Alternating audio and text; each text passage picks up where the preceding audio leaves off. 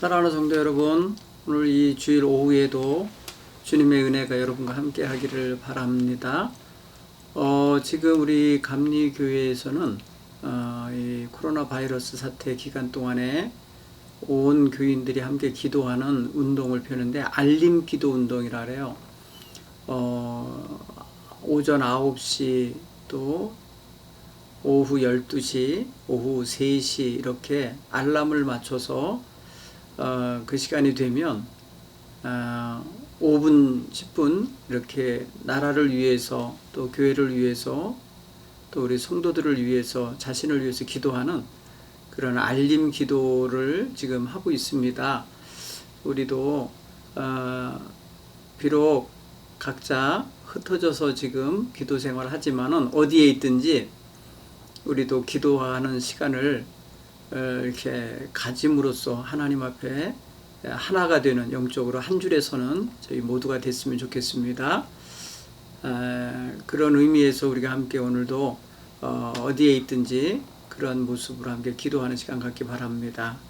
오늘 이 오후에는 하나님이 주시는 말씀으로 고린도후서 12장 7절로 10절의 말씀을 봉독하도록 하겠습니다. 제가 찾아서 읽겠습니다. 고린도후서 12장 7절로 10절의 말씀입니다. 여러 계시를 받은 것이 지극히 크므로 너무 자만하지 않게 하시려고 내 육체의 가시 곧 사탄의 사자를 주셨으니 이는 나를 쳐서 너무 자만하지 않게 하려 하심이라. 이것이 내게서 떠나가기 위하여 내가 3번 주께 간구하였더니 나에게 이르시기를 내 은혜가 네게 족하도다. 이는 내 능력이 약한 데서 온전하여 짐이라 하신지라. 그러므로 도리어 크게 기뻐함으로 나의 여러 약한 것들에 대하여 자랑하리니 이는 그리스도의 능력이 내게 머물게 하려 함이라. 그러므로 내가 그리스도를 위하여 약한 것들과 능욕과 궁핍과 박해와 곤고를 기뻐하노니 이는 내가 약한 그때의 강함이라. 아멘. 오늘 우리는 고난의 가시가 있을지라도 그 안에 하나님의 은혜가 넘치게 임하고 있다라는 이런 차원 높은 신앙의 눈이 열리는 그런 역사가 있기를 바랍니다. 오늘 사도 바울은 14년 전에 있었던 자기의 영적 체험을 아무에게도 한 번도 말한 적이 없다가 고린도 교회 교인들에게 편지를 하면서 그때 처음 언급합니다.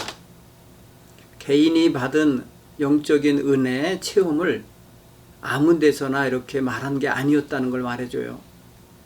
그것만 봐도 이 영적인 지도자였던 사도 바울이 상당히 겸손했고 그리고 진지한 태도로 자신이 그때 3번째 하늘에까지 올라가는 그 놀라운 신비로운 경험과 그곳에서의 하나님의 음성을 들었던 것에 대한 언급을 지금까지 안 하다가 자기의 사도의 권위와 모든 것에 대한 멸시와 인정하지 않는 태도를 보였던 고린도 교회에게 자신이 얼마나 귀한 영적인 경험을 했었는지를 살짝 언급을 합니다.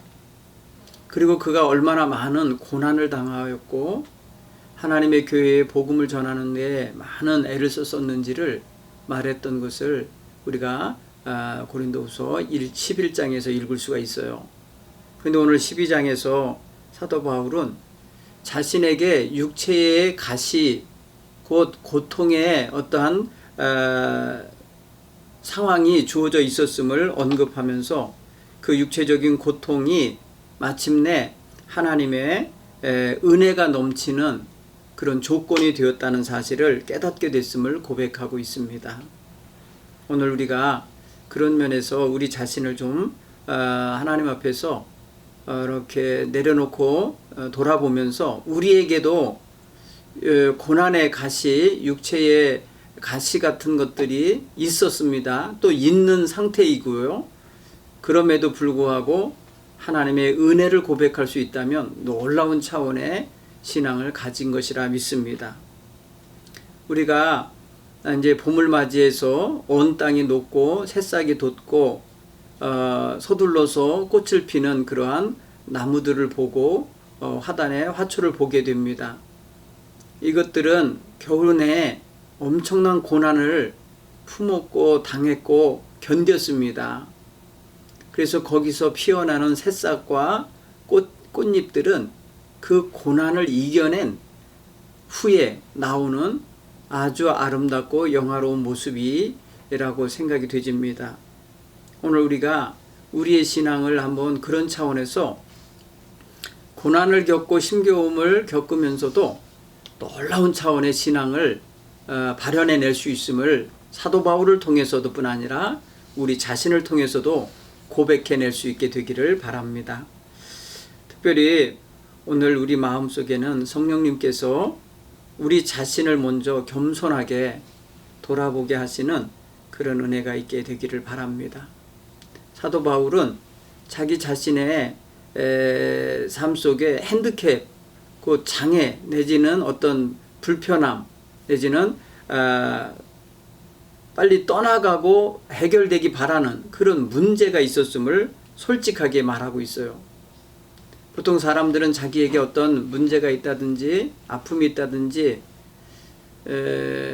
장애가 있다든지 그러면은 그것을 숨기려고 합니다. 그리고 감추어서 남에게는 좋은 걸 보여주고 싶어 하지만은 사도 바울은 자기를 비난하고 조롱하고 멸시하는 그런 고린도의 사람들에게 자신이 어떤 육체의 가시를 가지고 있었고 사단의 사자에게 시달림을 당했었는지를 숨기지 않고 이야기를 하는 것을 보면 이미 그것을 이겼음을 말해주는 거예요. 우리가 본문에서도 읽었지만은 그는 그것에 대하여 의미 부여와 해석을 멋지게 하고 있습니다. 자기는 그것 때문에 너무너무 힘들었지만은 그것의 의미를 이렇게 부여하고 있어요. 7절에 여러 계시를 받은 것이 지극히 크므로 너무 자만하지 않게 하시려고 하나님이 주신 거라는 거예요. 자기를 하나님이 자만하지 않고 교만하지 않게 하기 위해서 주신 것으로 받아들이고 있고요. 그리고 또 이것을 뭐라 그랬냐면 나를 쳤다라고 표현하는 나를 쳐서 너무 자만하지 않게 하셨다라고 할 때 나를 쳤다고 하는 단어를 쓰면서 내가 하나님께 맞았다라는 차원으로 받아들일 때에도 전혀 불편한 마음을 안 갖고 있다는 걸 알 수 있어요. 동시에 이것이 자기에게서 떠나가기를 3번씩이나 기도했지만 하나님이 들어주시지 않았음에도 이것을 드러내고 있어요. 보통 사람들은 내가 하나님께 맞았다든지 내가 당했다든지 하면은 숨기고 싶어요. 그리고 내가 기도했는데 응답이 없었다 그러면 또 그것도 숨기고 싶어 해요. 그런데 사도 바울은 그 모든 것을 다 드러냅니다. 다 노출시킵니다. 왜 그럴까요? 지금 새로운 차원을 열었기 때문에 그래요. 그 육체의 가시에 대한 새로운 시각을 열게 됐기 때문에 그렇습니다. 사랑하는 성도 여러분, 우리는 우리에게 주어져 있는 고난의 현실들, 어렵고 불편한 현실들, 부끄럽고 숨기고 싶은 그런 자기의 약점들, 이런 것들을 능히 자랑하고 드러낼 수 있는 날이 어느 때가 되느냐? 그것을 내가 이겼을 때, 또는 그것의 의미를 새롭게 발견했을 때, 그 속에서 얻은 축복이 그 고난보다 컸을 때 능히 간증할 수가 있습니다. 오늘 저와 여러분의 삶 속에 분명히 다른 사람에게 처음에 자랑할 수 없어서 숨기고 싶었던 거, 감추고 싶었던 것도 있지만 지금은 자연스럽게 그런 걸 말할 수 있는 단계에 이르신 분들도 있을 거란 생각되집니다. 이미 그 모든 것을 주의 은혜로 극복하셨거나 그 안에서 지금도 흘러나오는 하나님의 은혜를 누리고 있기 때문에 고백할 수 있는 줄 믿습니다. 사도 바울은 그것을 충분히 지금 보상받고도 남는 은혜를 깨달았습니다. 그래서 그런 모든 것을 그는 충분히 받은 은혜가 크기에 고백하고 있는 것이죠. 신학자들은 이 이야기를 읽으면서 어떤 사람은 사도 바울이 아주 악한 어떤 귀신과 같은 것에 사로잡혔거나 정신병적인 질환이 있지 않았을까라고 해석하는 분도 있고, 어떤 분은 육체의 가시요 고통이라 했으니까 육체에 어떤 질환이 있었다, 뭐 간질이 있었다든지 안질이 있었다, 이런 표현을 쓰기도 합니다. 중요한 것은 우리가 그것이 정확히 뭐가 됐든지 사도 바울에게 하나님께서 주신 그 스스로에게는 떠나가야했으면 좋겠다, 좀 빨리 없어졌고 해결됐으면 좋겠다 하는 그런 불편함을 주는 일이지만은 그에게는 그것이 하나님의 은혜가 주어지는, 하나님의 은혜가 넘치게 하는 통로가 되었음을 말하고 있는 걸 볼 때에 굉장히 중요한 깨달음이 있는 자리였다는 걸 알 수 있습니다. 그런 면에서 오늘 우리가 생각해 봐야 될 것은, 은혜 충만한 사람에게도, 하나님의 종에게도, 또 이렇게 사도 바울 같은 선교자에게도 하나님의 뜻이 담긴 고난이 주어질 수 있다는 거예요. 그게 심판이거나 그게 나를 치는 하나님의 책찍이다 이렇게 여겨질지라도 있을 수 있다는 거예요. 그것을 우리가 먼저 깨닫고 이해할 수 있기를 바랍니다. 두 번째로 크게 생각할 수 있는 것은, 고난과 환난과 고통 속엔 하나님의 아주 깊으신 뜻이 담겨 있을 수 있다는 걸 알아야 됩니다. 그래서 이거를 발견해야 돼요. 사도 바울이 그 모든 것을 놓고 그냥 단순히 싫어서 빨리 좀 이것이 없어졌으면 좋겠어서 그냥 3번 기도한 거예요. 간절히 기도했지만 거절받았거나 응답이 안 된 거잖아요. 그런데 나중에 하나님의 응답이 주어졌습니다. 그것은 바로 내 은혜가 지금 네게 족하다. 이는 내 능력이 약한 데서 온전해짐이라. 이렇게 말씀을 들었다는 거예요. 여러분 보면 이 말씀을 들었지만 그 현실은 안 변한 거잖아요. 현실의 육체의 가시는 있는 거고, 장애는 있는 거고, 불편함은 있는 거고, 괴로움은 있는 거예요. 그런데 이 말씀을 들은 거예요. 이 말씀을 들으니까 어떻게 되느냐? 놀라운 변화가 생겼어요. 삶의 현실이 변한 건 아니에요. 육체의 상황이 달라진 건 아닌데, 하나님의 말씀을 듣고 난 다음에 그 문제를 바라보는 시각이 달라진 거예요. 그 문제를 이해하는 초점이 달라진 거예요. 뭐라고 달라졌는가 보십시오. 첫째는 괴로움이었던 그 문제가 기쁨이 됐다는 거예요. 기뻐했다는 거예요, 오히려. 그리고 숨기고 싶고 떠나갔으면 좋겠다고 여겼던 것이 자랑이 됐다는 거예요. 자랑을 삼는 것이 뭐예요? 사람에게 말한다는 거잖아요. 드러내는 거죠, 자랑은. 그런데 이게 자기 어떤 그 육체의 가시라고 하는 그 어떤 한 가지를 자랑하는 게 아니에요. 오늘 성경을 보면 뭐라고 표현하냐면, 도리어 크게 기뻐함으로 나의 여러 약한 것들을 자랑하리니, 이랬어요. 그러니까 여러 약한 것들을 다 자랑하게 됐어요. 이 시각을 열게 됨으로써. 자기가 싫어하는 문제, 빨리 좀 해결됐으면 하는 문제, 이 모든 것들이 다 해결됐으면 좋겠다 했는데 그게 해결되지 않고 도리어 하나님의 말씀이 주어졌는데, 내 은혜가 내게 족하다, 내 능력이 약한 데서 온전해지는 것이다, 이렇게 말씀을 듣는 순간에 자신에게 있는 약한 모든 것들을 보는 눈이 달라진 거예요. 그동안 창피하고 그동안 부끄럽고 감추고 싶고 누가 알까봐 이렇게 전전긍긍하던 문제들에 대하여 보는 눈이 달라진 거예요. 그래서 자랑하는 사람이 되어버린 거예요. 이게 얼마나 놀라운 변화입니까? 사랑하는 성도 여러분, 우리는 정말 사실 부끄러운 것도 감추고 싶은 것도 내게 있지 않았으면 좋겠다 하는 그런 불리한 조건들도 많이 갖고 사는 존재인데, 한번 생각을 새롭게 해보시기 바랍니다.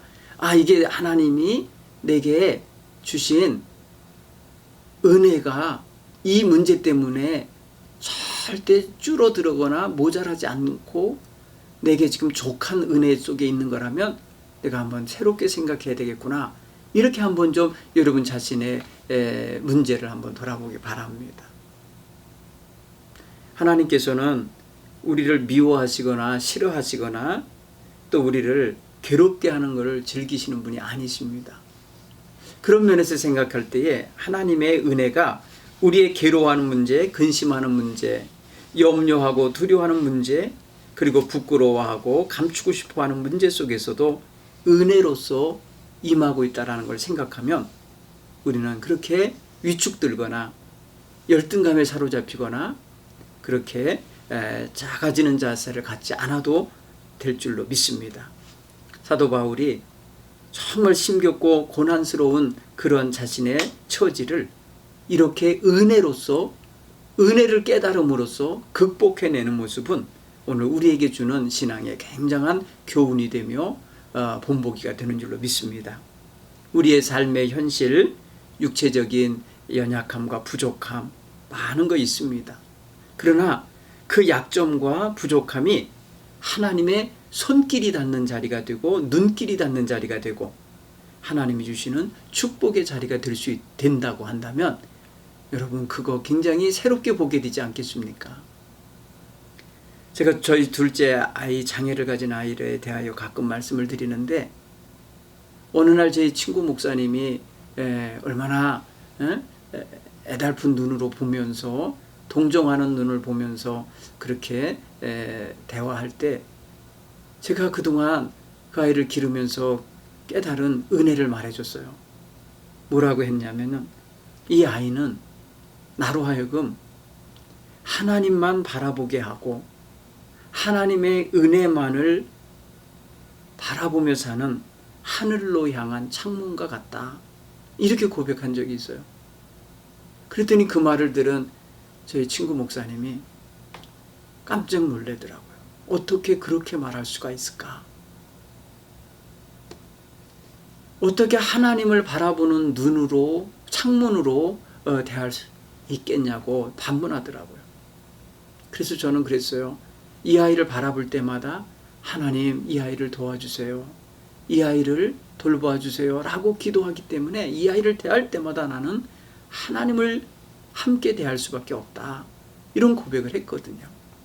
그런 면에서 저는 그 아이를 하나님을 바라보게 만드는 창과 같다. 그렇게 생각을 해요. 하늘로 난 창이다. 사랑하는 성도 여러분, 역설적인 거죠. 삶의 현실은 안 변합니다. 저희 아이는 항상 저희 집 거실에 늘 걷지 못하고 자기 스스로 움직이지 못하니까 한자리에 배를 깔고 누워 있으면서 또 저를 바라보면서 있을 때 저는 하나님을 바라보는 창으로 그 아이를 대하게 됩니다. 하나님, 이 아이를 오늘도 도와주십시오. 인도해 주십시오. 라고 말하게 돼요.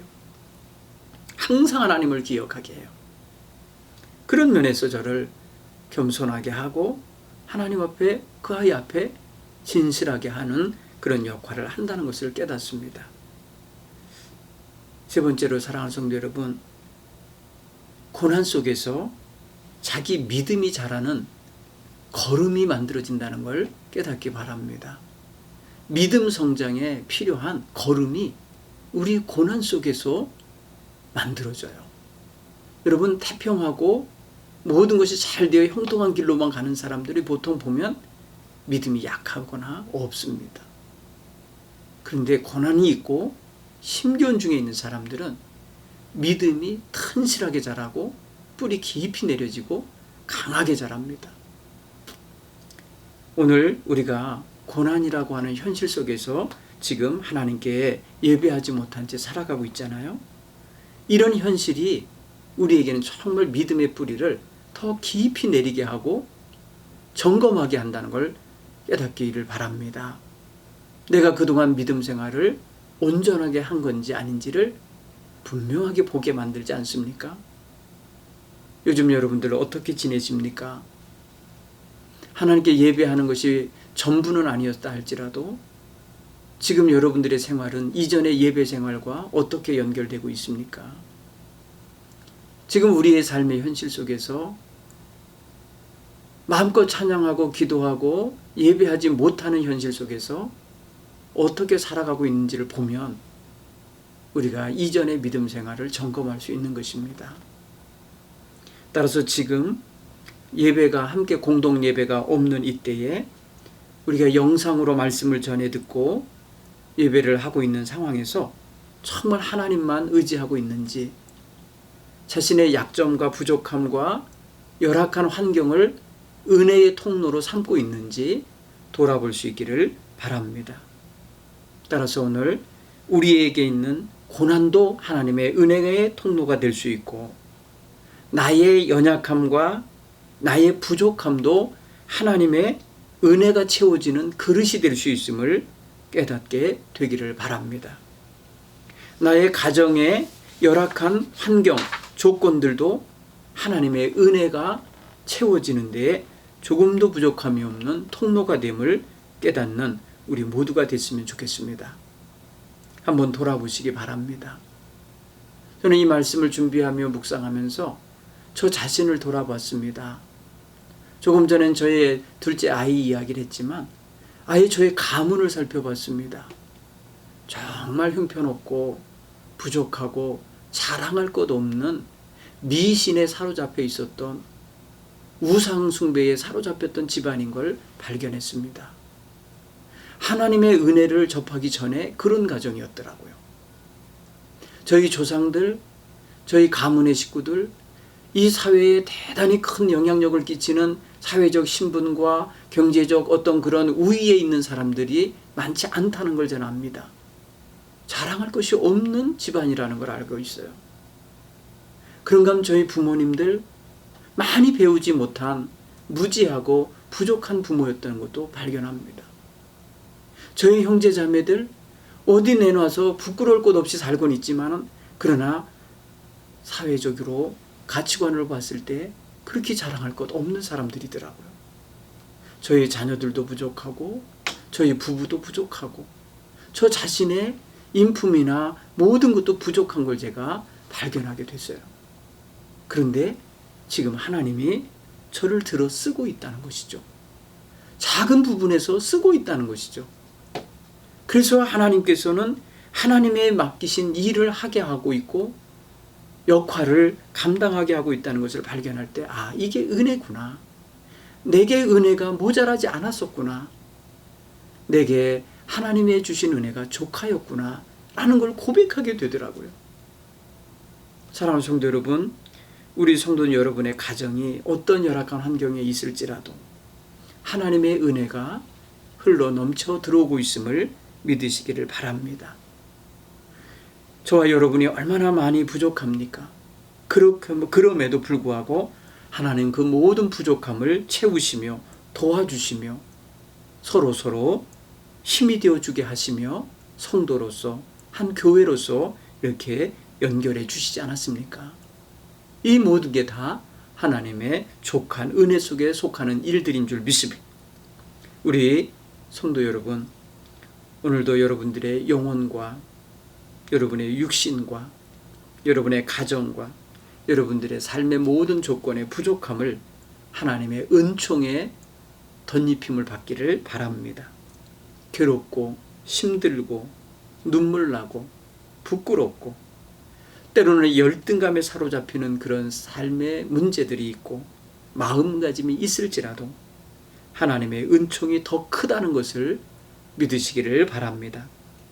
하나님의 귀한 은총이 우리에게 충만히 임하고 있음을 깨달을 때 우리도 사도 바울과 같이 고백할 수 있을 줄 믿습니다. 전에 괴로웠던 것이 이제 기쁨이 되고, 전에 없어졌으면 좋겠다 했던 그런 조건들이 자랑거리가 되는 그런 순간이 임하게 될 줄 믿습니다. 슬픔이 변하여 기쁨이 되고, 근심과 염려의 조건이 변하여 감사의 조건이 되며 찬양의 제목이 될 수 있는 그런 순간순간이 임하기를 간절히 바랍니다. 오늘 하루도 하나님의 은혜 가운데 믿음으로 살아가시고 또 새로운 한 주간 잘 맞이하여 살아가시는 우리 성도 여러분 다 되시기를 간절히 축원합니다. 기도하겠습니다. 하나님 아버지 고맙습니다. 오늘 우리에게 고난의 가시가 있을지라도 하나님이 우리에게 주시는 은혜가 족하다고 하는 사실을 깨달을 수 있게 해주셔서 감사합니다. 우리의 약함과 부족함을 통해서 하나님의 넘치고 능력 충만하심이 드러날 수 있게 되기를 간절히 소원합니다. 하나님, 이번 한 주간도 우리 동부교회 성도들 그 가정과 또 기업을 지켜주시고 어려운데 탄식하기보다 그 속에서 은혜를 발견하고 감사하며 찬송하며 이겨내게 하여 주옵소서. 예수님 이름으로 기도하옵나이다. 아멘.